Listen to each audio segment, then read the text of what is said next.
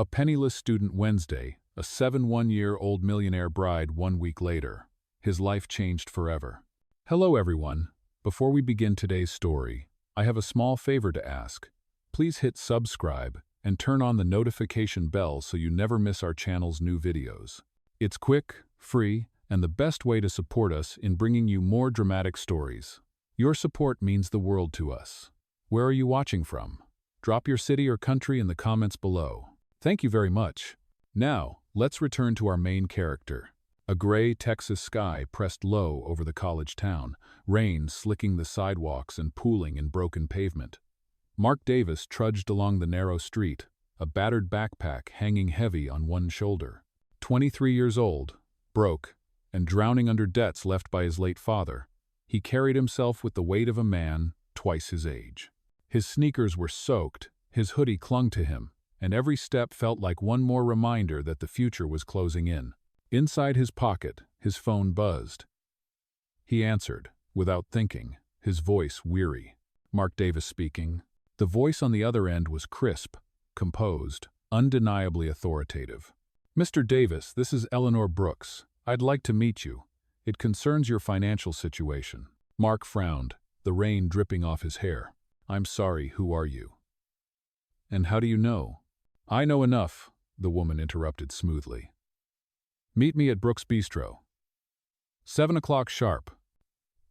Oh, the line went dead before Mark could protest.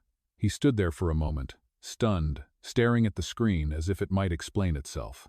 By evening, he found himself pushing open the bistro's glass door, the bell chiming softly above his head. Warm golden light washed over him, chasing away the storm outside. The air smelled of roasted coffee and buttered bread, a stark contrast to the damp chill clinging to his clothes. In the corner sat a woman unlike anyone he had ever met, Eleanor Brooks. Silver hair perfectly styled, pearls resting against the collar of a tailored navy suit. Her posture was straight, commanding, and her eyes sharp enough to cut through the room. "Mark," she greeted, gesturing toward the seat opposite her. "Please, sit." He hesitated, then slid into the chair, unsure whether to be flattered or afraid. "Mrs. Brooks, what is this about?" Her voice was calm but carried steel beneath it. "I know about your debts, the loans your father left behind, the part-time jobs that barely scratch the surface, your mother's medical bills, your sister's tuition. I know all of it." Mark stiffened. His pride flared. But before he could speak, she leaned forward slightly. "I'm here to offer you a solution." He raised an eyebrow, forcing a laugh. "And what kind of solution could you possibly have for me?" She set down her teacup, her piercing blue eyes locking onto his. "Marry me." "Ugh." The words landed like a thunderclap. Mark blinked, sure he had misheard. "Excuse me?" "You heard me," Eleanor said, her tone steady as stone. "This is not about romance. It is a business arrangement. In return for your agreement, I will pay off every debt in your name, secure your mother's medical care, and guarantee your sister's education. All you must do is stand by my side as my husband." Mark stared at her, speechless.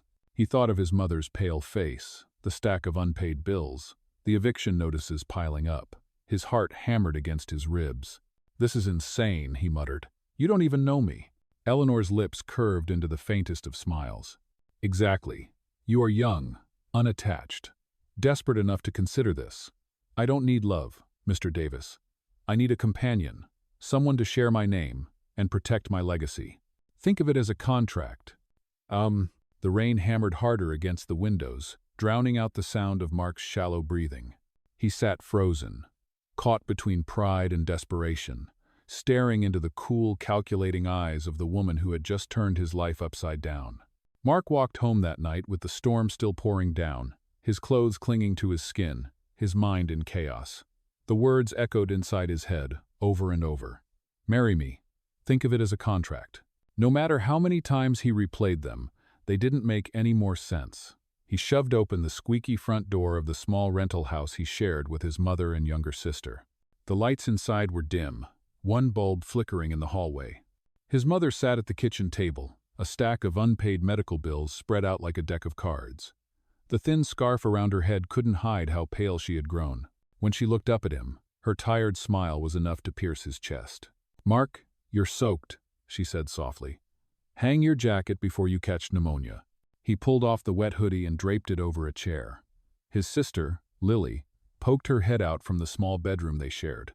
16, with a backpack already on her shoulder, she looked anxious. "Mom, the school sent another letter," she murmured. "They're saying if tuition isn't paid by next week, I can't sit for finals." Mark's jaw tightened. He forced a smile for her sake. "Don't worry, Lil. I'll figure something out." But as he sat down at the table, the weight of Eleanor Brooks's proposal came crashing back. He recounted the bizarre meeting, his words tumbling out as if saying them aloud might make them sound less absurd. His mother's expression shifted from confusion to disbelief, then to a weary kind of resignation. "She offered what?" his mother whispered. "Marriage. A contract. She'd pay off everything. Cover your treatments. Lily's school. All of it. In exchange, I'd stand by her side as her husband." The silence stretched long. Only the patter of rain against the window filled the room.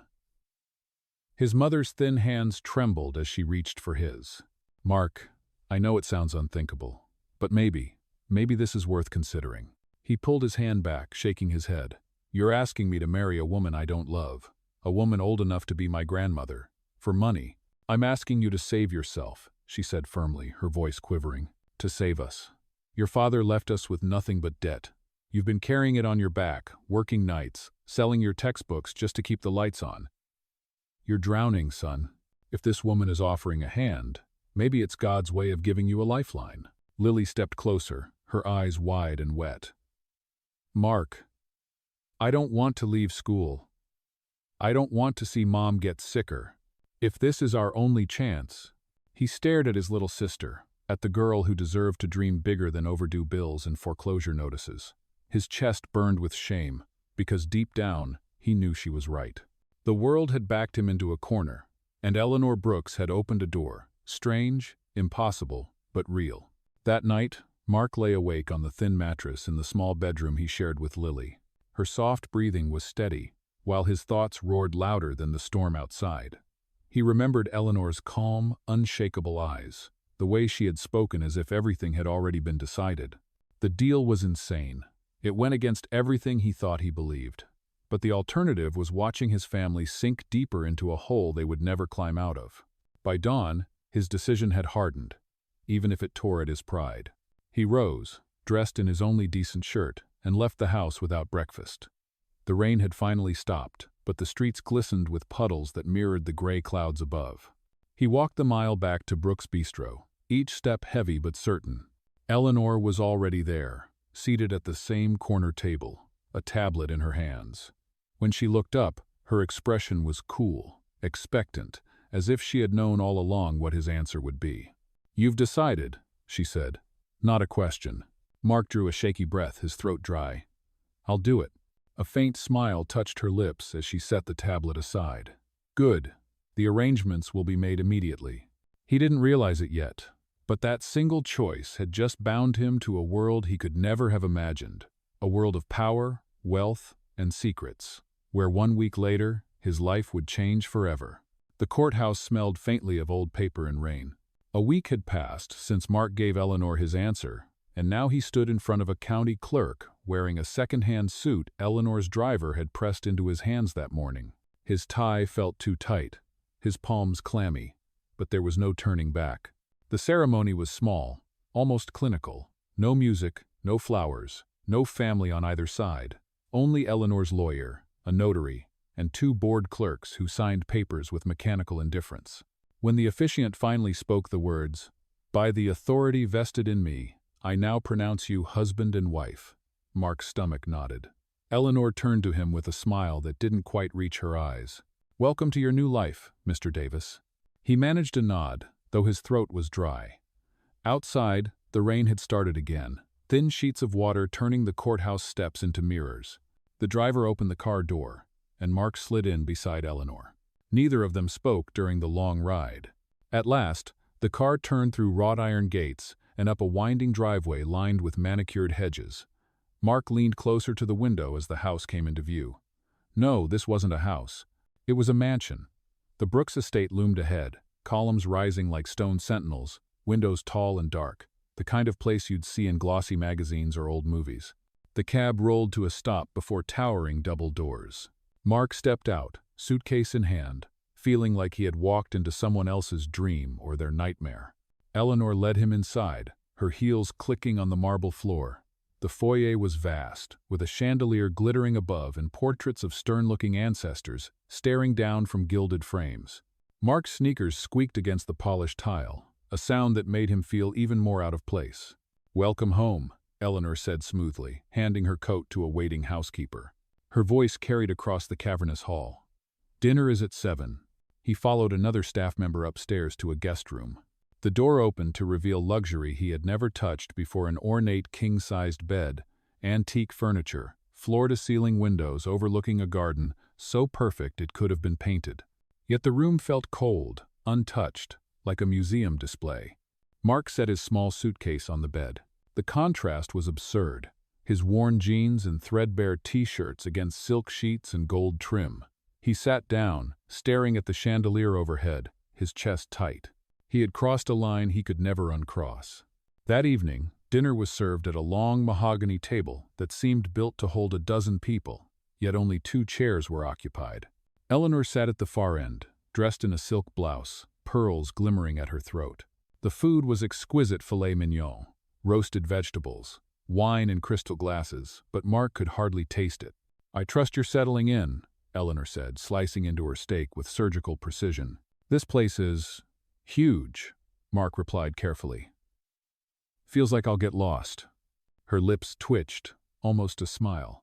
"You'll learn. Everything in life is a matter of adaptation." He nodded, pushing food around his plate. The silence between them stretched, broken only by the soft clink of silverware.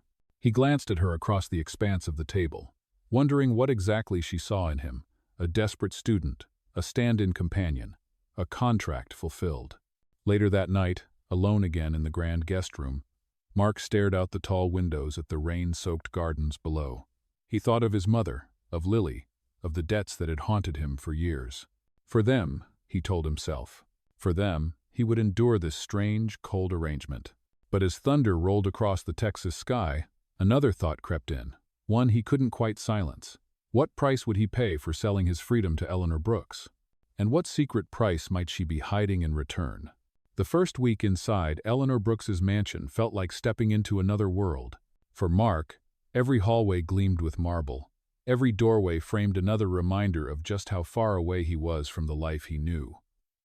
Staff members moved silently, anticipating needs he didn't even know he had. Clothes appeared pressed in his closet. Shoes polished, meals arranged with perfect timing.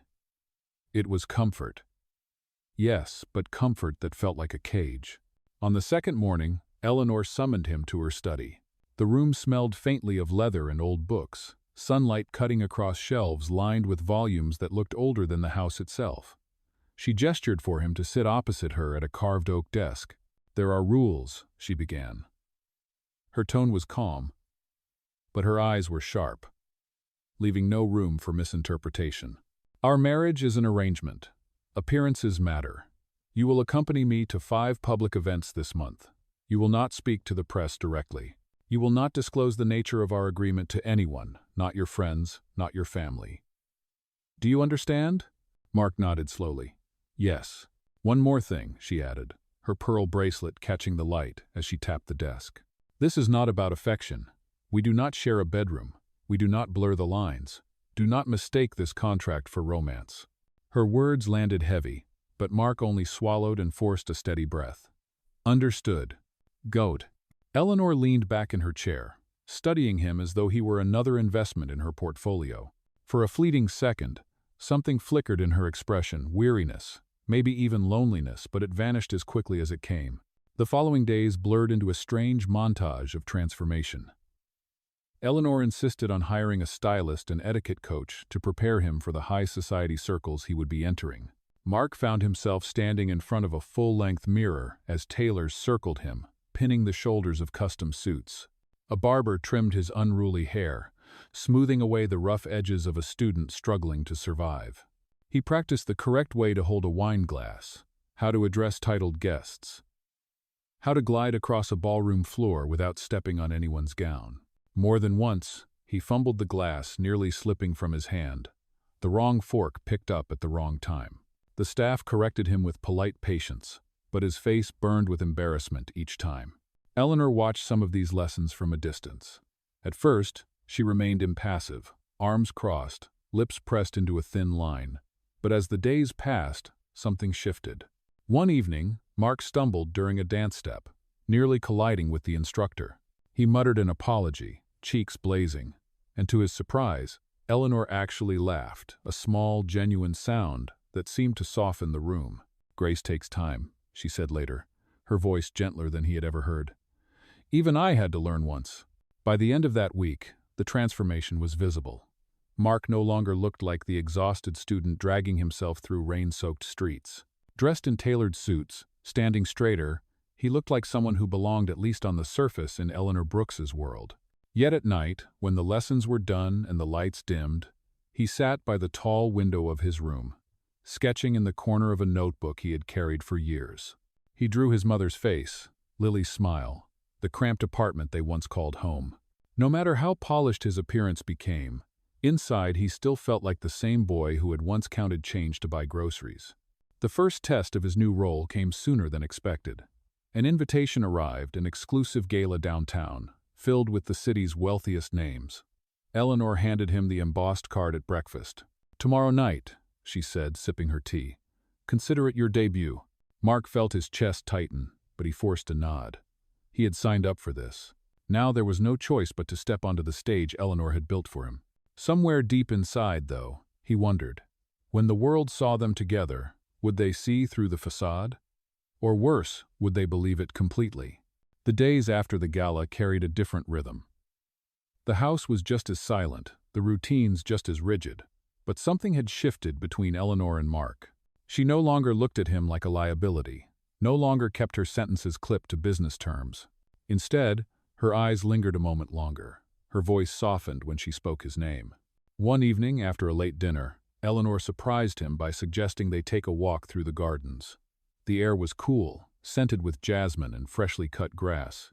Lanterns glowed along the stone paths, casting gentle halos of light. For once, there were no staff trailing behind them, no rules hovering over their shoulders. Just the two of them beneath the vast Texas sky. Mark glanced sideways at her, unsure what to say. She was so composed, so unreachable most of the time. But tonight, she seemed human. She paused by a fountain, the water rippling in silver arcs, and for the first time, she let silence stretch between them without the weight of judgment. "Do you ever wonder," she said quietly, her eyes fixed on the fountain, "what all of this is worth?" Mark frowned. "What do you mean?" She gestured toward the mansion, the manicured hedges, the stone statues lining the path. "All of it, the houses, the money, the boardrooms full of men who measure you by numbers and nothing else. You spend your whole life building, and one day you wake up and realize you've built a fortress and locked yourself inside." Mark didn't answer right away. He thought of his family, of nights he'd gone hungry so his sister could eat, of debts that had stolen his father's smile. "I think," he said carefully, "that people like us, poor or rich, end up building cages. Yours are made of marble. Mine were made of overdue bills. Either way, you still feel trapped." Eleanor turned to him, her expression unreadable, but there was a flicker of something raw in her eyes. "You're too young to talk like that." "Maybe," Mark admitted, "but hard times make you older than your years." They walked on in silence, the sound of gravel crunching under their steps. For the first time, Mark felt like he had glimpsed the woman beneath the armor. The woman who had once been a daughter, perhaps a lover, before life hardened her into a fortress of wealth and control. Later that night, as they reached the mansion steps, Eleanor stopped. Her hand brushed lightly against his sleeve, almost hesitant. "Thank you," she said softly. "For what?" "For reminding me I'm not invisible." The words hung in the air, fragile and fleeting. She turned before he could answer, retreating into the house. But that single moment lingered with him long after he closed the door to his own room. From that evening forward, something unspoken connected them. At breakfast, she asked about his studies, and for once, it didn't feel like small talk. At dinner, He caught her watching him with the faintest trace of curiosity. In the stillness of the grand estate, a bond was forming not of contracts, but of two people who had both been lonely for far too long. Mark lay awake that night, staring at the ceiling, realizing the line between duty and something deeper was beginning to blur. And the thought both terrified and thrilled him. The fragile calm between Mark and Eleanor did not last long. One morning, as sunlight streamed through the tall windows of the breakfast room, Eleanor's assistant entered with a stiff expression and a folded newspaper in hand. Without a word, she placed it on the table. The headline screamed across the front page. Contract marriage? Young student marries heiress for fortune. Mark's stomach dropped. A grainy photo from the gala filled the page. Eleanor, in her silk gown. Mark at her side, their expressions caught mid-glance. The article dripped with insinuations. A desperate student latching onto an aging millionaire, whispers of inheritance schemes, accusations that the marriage was nothing more than a transaction. Eleanor's face was unreadable as she scanned the article, but the tightening of her jaw spoke volumes. So it begins, she said coolly, sliding the paper across the table. Mark picked it up with trembling hands. This isn't true. They don't know. They don't need the truth. She cut him off. They only need a story that sells. He looked at her, panic clawing at his chest. Eleanor, I swear, I didn't talk to anyone. I know you didn't, she said sharply, then softer, almost to herself. This has my nephew's fingerprints all over it.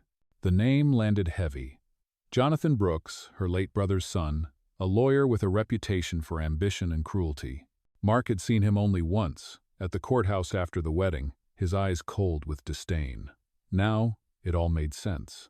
That afternoon, Jonathan himself arrived at the estate, swaggering into the grand foyer as though he already owned it. He carried the same paper under his arm, a smug smile plastered on his face. Aunt Eleanor, he drawled. What a surprise to see you in the news again, and your husband. His eyes flicked to Mark, dripping with contempt. Quite the scandal you've stirred up. Eleanor's voice was icy. What do you want, Jonathan? He spread his hands innocently. Me? Nothing. Only to remind you that the board doesn't take kindly to distractions. They're already whispering. Perhaps it's time you step aside before your legacy is tarnished completely. Mark's fists clenched at his sides. You planted this story. Jonathan smirked. Prove it. He leaned closer to Eleanor. The board meets next week. If you won't resign, they'll force you out. And when that happens, all of this, he gestured to the mansion, the empire she had built, will crumble. Unless, of course, you admit what this marriage really island. With that, he turned on his heel and strode out, leaving the echo of his laughter in the hall. When the doors closed, Mark looked at Eleanor. For the first time, he saw her facade crack. She sank into a chair, pressing a hand to her temple. He won't stop, she whispered. He wants the company, the estate, everything, and this. This marriage has given him the perfect weapon. Mark sat opposite her, his chest burning. Then let me fight back. Let me stand beside you, not just as part of some contract, but because I want to, because you don't deserve this. Her eyes met his, sharp and searching, as if trying to decide whether he truly meant it. For a moment, the silence was so deep he could hear the tick of the antique clock on the mantel. You don't understand, she said finally, her voice low. If the board believes him, I lose everything. And if you stay too close, you'll be dragged down with me. But Mark shook his head, the weight of his choice solidifying in his chest. Then let them try. I won't walk away. In that moment, something irreversible passed between them. The contract was no longer just a shield. It was a bond, and for the first time, Eleanor realized she might not be standing alone when the storm broke. The boardroom was a battlefield dressed in marble and glass. A week after the scandal broke, Eleanor stood at the head of a long, polished table, Jonathan smirking at her from 2 seats down. Men and women in expensive suits whispered behind raised hands, their eyes darting between Eleanor and the young husband who sat quietly at her side. Mark could feel the weight of their judgment pressing down on him. Jonathan rose smoothly, holding up a folder. Colleagues, I regret to bring such matters to the table, but the integrity of Brooks Enterprises is at stake. Our chairwoman has entered into a questionable union with a penniless student. A union that, I submit, was never about companionship, but about shielding herself from scrutiny and securing an heir. A ripple of murmurs spread across the room. Eleanor's eyes blazed, but before she could respond, Jonathan threw down the newspaper, the headline glaring once again, "Contract Marriage." "I move," Jonathan declared, "that Eleanor Brooks be removed as chairwoman, effective immediately. We cannot allow scandal to undermine the company's future." The board members shifted, some nodding, others looking away. The moment felt like a guillotine swinging into place. Eleanor opened her mouth to speak, but Mark was already standing. His heart thundered, but his voice was steady. "If anyone here believes this marriage is about money, then let me end that lie right now." All eyes turned to him. He reached into his jacket and pulled out a single envelope. With deliberate care, he slid it onto the table. "That," he said, "is a letter renouncing any claim to Eleanor Brooks's fortune, estate, or company. Signed, notarized, and filed this morning. I married her, yes, but not for money, and I refuse to take a cent from her legacy." The boardroom went still. Jonathan's smirk faltered, the color draining from his face. Eleanor stared at Mark, her expression breaking shock, disbelief, and something softer, almost fragile. Mark turned to the room. "You talk about legacy as if it's just wealth and titles, but Eleanor's legacy is more than that. It's every building this company raised, every job it created, every person it gave a chance when no one else would. That's what I stand beside. That's what I will protect. Not because I'm bound by a contract, but because I choose her."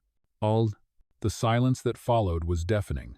One board member cleared his throat, another adjusted his glasses, and slowly the tension shifted. What had been certain collapse now trembled on the edge of reversal.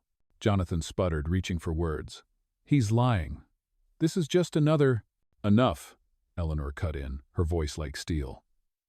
She rose to her full height, her presence filling the room.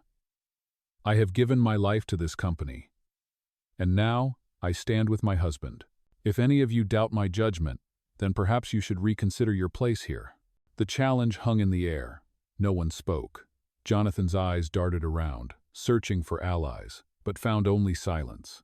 Mark's hand brushed against Eleanor's beneath the table, subtle, steady. For the first time since the contract began, their connection was not written on paper, but carved in choice. The board meeting adjourned in uneasy quiet, Jonathan storming out in fury. But Eleanor remained still, her gaze fixed on Mark, as though she no longer saw a desperate student, but a man who had just given her back her dignity. The storm Jonathan unleashed eventually blew itself out. With the board silenced and his scheme exposed, he vanished from the estate in a cloud of bitterness and defeat. For the first time in weeks, the mansion felt quiet, not the suffocating silence of loneliness, but a calm that hinted at peace. Mark and Eleanor sat together in the library one evening, the fire crackling low in the hearth. The walls, once intimidating with their towering shelves of leather-bound books, now felt warmer, more intimate. Eleanor sipped her tea in silence before setting the cup down with deliberate care. "You didn't have to do what you did," she said softly. Mark looked up from the fire. "Yes, I did. Because this isn't just your fight, it's ours." "Oh." She studied him for a long moment, her usually sharp eyes softened by something he hadn't seen before: trust. "You've given me back more than my place at the table," she whispered. "You've given me back my faith." The room held its breath. Mark reached into his pocket, his fingers brushing against a small velvet box he had carried for days, waiting for the right moment. His heart pounded as he stood and crossed to her side. "This started as a contract," he said, his voice steady but thick with emotion. "But somewhere along the way, it became more. I don't want to stand by you because of terms or obligations. I want to stand by you because I love you. Eleanor Brooks, will you marry me for real this time?" For the first time since he'd met her, Eleanor looked completely unguarded. Tears welled in her eyes, glistening in the firelight. Slowly, she nodded. "Yes, for real." Mark slipped the ring onto her hand. It wasn't a grand diamond like the ones she could easily afford, but a simple band one he had saved for quietly, without her knowing. To Eleanor, it gleamed brighter than any jewel she had ever owned. Weeks later, The estate's gardens bloomed under the spring sun as a small group gathered for a private ceremony. No reporters, no board members, no contracts, just a handful of loyal friends. The house staff who had watched silently from the sidelines, and the two of them. Eleanor walked down a path lined with roses, her silver hair catching the light, while Mark waited beneath a canopy of white blossoms. When they exchanged vows this time, the words carried weight no contract could capture. Eleanor's voice broke slightly as she promised to let herself be seen, truly seen, for who she was. Mark vowed to stand beside her not just as a husband, but as a partner, in every storm and every calm. As they sealed their vows with a kiss, applause rose gently from the small circle of witnesses.